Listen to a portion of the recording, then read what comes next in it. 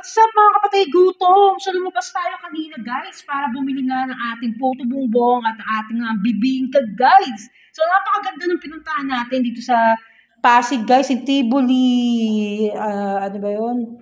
Parang something, basta ganun, Tibuli Food Court, parang ganun or something dito yun.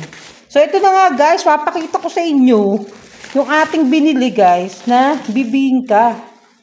So, yung ating special bibingka, guys. So, buksan muna natin ang pangmalakasan talaga. Ang bango, guys. Grabe itong bibingka to. 85 pesos, guys, yung bibingka. So, kukuha muna ako, guys, ng plato, no, guys, para maayos yung pagka-bibingka natin, guys.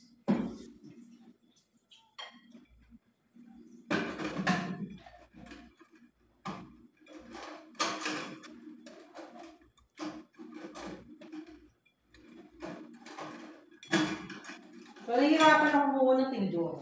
So, kailangan natin ng plato. Ilalagay natin syempre yung ating bibingka dito sa ating plate. So, yan na nga, guys. Kunin na natin yung ating bibingka, guys. Ito, ang laki, guys. So, nakita nyo ba? Ang ating bibingka. So, yan yung bibingka natin. So, 2 piraso yung binili natin, guys, na bibingka. Ito yung isa niyan, guys. 2 piraso. Tapos, ito nga, bumili tayo nung ating... ito yung ating puto bumbong, guys. Bumili ulit tayo ng puto bumbong loaded. Yung puto bumbong, guys, na merong leche flan ulit. So, ito. So, 2 yung food trip natin ngayon. Bibingka at ang puto bumbong na loaded na may leche flan. So, ayan. Merry Christmas sa inyong lahat. At meron pala siyang nyug, guys, no? Yung bibingka natin, may kasamang nyug. So, lagyan natin siya ng nyug sa ibabaw, guys, yung ating bibingka. Bibingkang pangmalakasan. Lagyan natin ng nyug. Ayan, may nyug na siya, guys. Ang sarap. So, ayan, may nyug. So, tikman na natin, guys. I'm so excited na matikman ang sarap ng ating bibingka. Diba? So, ayan. Napaka-special nitong bibingka na to. So, tikman na natin, guys, ang ating bibingka. No, hatiin na natin, slice na natin, tikman na natin kung ano ba talaga ang lasa nito. So, hindi siya ganun kainit eh. Kaya doon lang ako nalulungkot, guys. Kasi, yung isang binibila namin ng ganito, guys, sa may palengke ng Pasig, talagang lulutuin pa talaga mismo bago nila, guys, ibenta. So, kaya lang ito, guys, sad to say, hindi na siya ganun kainit, hindi na siya, kanina pa siguro niluto to, guys, no? So, hindi siya ganun kaganda, di ba? Kasi masarap talaga, guys, pag mainit talagang sinuserve, di ba? Kaya lang, maghihintay ng oras na matagal. Kaya lang doon sa pinagbibilan nga namin doon sa Kapasigan, sa Pasig, guys, no? Doon yung mainit talaga nila sinuserve. Yan. So, tikman na natin. Magkaalamanan na kung talagang napakasarap nito. Sa worth, 85 pesos ang isa. So, tikman na natin, guys. Kung ano ba talaga yung lasa nito. Kasi, pag kukumpira natin, guys, yung mga lasa nito, guys, kukumpare natin. So, bibili rin tayo doon sa sinasabi ko sa inyo, doon sa Kapasigan. Tatry din natin bumili doon ng bibingka tsaka tong, puto bumbong. So, tikman na natin, guys.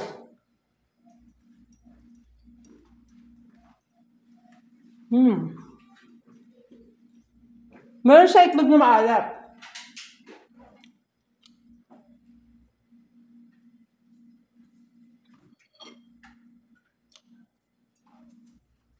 Hindi ko pa siya ganun malasahan ng bongga. Parang sa 85 pesos, parang hindi worth it, guys. Sa 85 pesos, mahal siya. Parang yung binibili namin doon sa Kapasigan na ganito, ang sarap, guys. Kaya lang to, parang hindi siya ganun kasarap. Oo. Parang ang mahal niya sa 85 pesos, hindi ako nasasarapan. Para lang ako kumain, guys, ng hotcake. Parang hotcake na lang ako. Hindi siya ganun kasarap, guys. Pwede siya pagtsagaan ng gutom. Tapos to naman, talagang to puto bumbong the best talaga to, guys. Dahil kasi nakailang beses na akong bilhin nito. Di ba? So nakita niyo naman doon sa vlog ko na talagang panalong-panalo to. Kaya lang, lumamig na nga lang. Hindi ka parang nung bumili kami nung nakaraan kasi yung si ate, patakbo-takbo, pa labas-labas, di ba? So lumalamig, hindi kaagad nila na yun. Tapos parang ang konti ngayon, guys. Parang ang konti ngayon nung toppings niya, hindi no katulad nung nakaraan. No? Ano mo? No? Hindi ka parang nung unang bili namin, loaded. Parang napansin ko pa, hindi pare-parehas ngayon na yung haba niya. Siguro masarap to init sa Doon nga katulad nung ginawa ko nung umaga, in-steam ko siya sa rice cooker. So, ang sarap niya, as in na-enjoy ko yung lasa niya nung in-steam ko. So, hindi ko na siya masyadong pinalagyan ng condensed kasi nga matamis na yung leche flan. So, ma-over na sa tamis, guys. Sasakit na naman ang ulo ko. Ayoko kasi na masyadong matamis. Dahil nakakasakit ng ulo, guys, pang matamis. Ayoko na matamis. Kaya na nga. Sarap. Dito lang ako nag-enjoy sa puto bongbong. Kaysa dun sa bibingka, guys. Hindi siya ganun kasarap. Parang nakakatamad. Ang dry nung bibingka, guys, eh. Itong bibingka parang ang dry niya, di ba? Normal. Parang ang dry niya kasi dapat to, yung bibingka, meron niyang star margarine sa ibabaw. So, tuyot na tuyot la. Tuyot na tuyot siya, guys. Di ba dapat may star margarine? Dapat may star margarine yan eh. So, sobrang tuyot niya. As in parang, di ba? Di ko malaman kay ate yung pinagbilang ko kung namamadali ba siya. Di ba? As in, hindi na mainit eh. Hindi na mainit. Kasi yung bibingka, di ba? Dapat pag sinaserve yan, mainit yan. Tapos, teternuhan mo ng tsokolate. Di ba? So, hindi na siya mainit, guys. Talagang napaka-dry niya. Napaka-lungkot niyang kainin. Hindi siya inviting para makain mo ng di ba? Ang dry niya, guys, ang dry niya. So, tikman natin ulit. Baka naman maiba naman. Pero talaga parang parang kanina ba na naluto? Parang, ininit lang, no? Parang inulit lang siya, guys. Tsaka parang hot cake lang siya. Hindi siya yung kaparas talaga na siya eh. Parang dinaya, guys. Ha? No, parang dinaya, guys. Parang makabenta lang. Wag ganun. Kasi dapat tayo, pag nagbi-business tayo, bigay natin yung the best na maibibigay natin doon sa customer para bumalik at bumalik sila. Diba? Hindi yung unang bili mo pa lang, sablay ka na. So, wala nang babalik na customer sa'yo. Hindi na uulit yun. Doon pa lang, dugi ka na. No? Kasi yung business, hinahaluan ng art yan, hinahaluan din ng pagmamahal yan, yung pagluluto, di ba? Kasi pag nagluto ka, dapat masarap talaga. Kahit commercialized pa yan, guys, kahit di ba pambenta yan, dapat lahat ng niluluto natin, binibenta natin, pinapakain natin sa tao, lahat the best. Lahat masarap. Di ba? Kahit magtipid tayo sa ingredients niyan, kaya naman natin pasarapin, guys, eh. Kahit magtipid tayo sa ingredients, wala naman to sa sa doon. Parang hot cake. No, parang siyang hot cake sa totoo lang. Hindi siya galapong, yung katulad sa Hindi siya galapong, parang lang siyang hot cake. May kulang talaga dito. Sobrang dry. Sobrang dry. So next time na-try namin yung puto bumbong at bibingka doon sa Kapasigan. Dahil kasi yun yung original talaga kasing nagbebenta dito sa Pasig na napakatagal na nila nagtitinda niyan. Ilang dekada na, guys, no? Sobrang tagal na nila nagtitinda doon na puto bumbong. Doon. So papasalan natin yun, guys. Huwag kayong mag-alala. Pumuntahan natin yun. Kaya lang, alam ko, ang may time limit lang sila, guys. Hindi sila umaabot ng gatong oras na late at night na. So, nag-start sila magtinda talaga hapon. Nag-start sila, alam ko mga 4 o'clock o siguro ngayon earlier na nagtitinda sila. Tapos hanggang 8 lang ata yun guys. Kasi nga mabilis maubos guys. Ay, sobrang bilis maubos ng mga bibingka nila dun. Kasi nakakatamad, bili mo, hindi ko magawang ubusin guys. Tinan mo, ang tigas.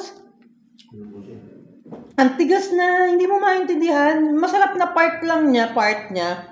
Ito, yung meron sa ibabaw, yung itlog na maalat, yun lang. Yun lang yung ma-appreciate ko doon sa itlog na maalat niya. Oo, itlog na maalat, tsaka yung nyog.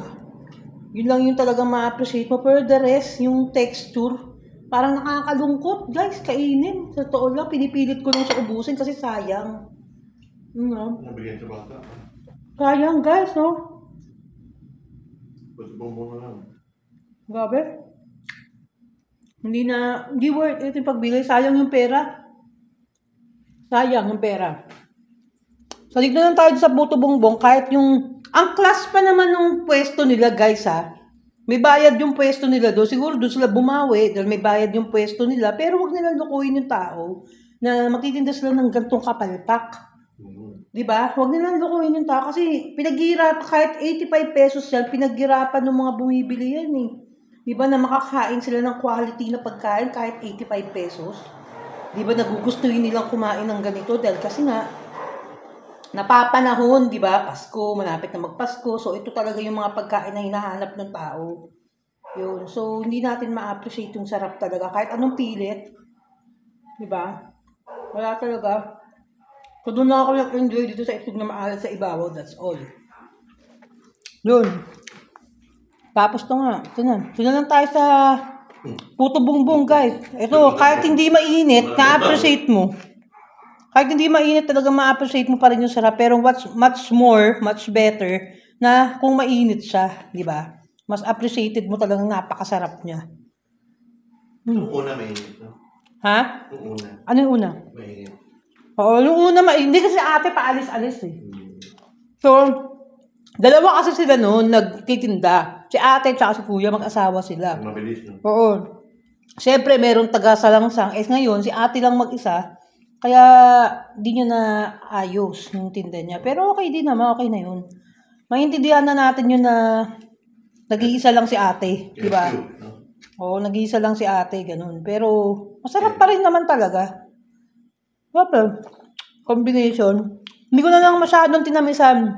Hindi ko na lang siya masyadong pinalagyan ng ano guys. Dahil kasi ayoko ng matamis talaga. Ayoko. Ito, leche plan ayoko na nga. Gusto mo ng leche plan, mahal? Ayoko nga ng leche plan. Sana next time pag bumili ako, hindi na ako mag-leche plan guys. Di kasi okay na sa akin yung merong yung merong nyog. Tsaka, yun na, nyog and sugar. Yun lang. Sapat na yun. Diba? Sabi yun, nakakalungkot to. Bibingka, sagwa na itsura. Bigyan sa mga bata. Grabe. Sayang yung tinda, sayang yung pera talaga. Sana wala nang ganong mga magtinda, no? Hindi yung para makabenta lang. Sana ayusin nyo yung tinda nyo, hindi yung para makabenta lang. Diba? Yung para lang kumita ka, diba? Para, wala eh. Palpak talaga yung tinda nyo eh.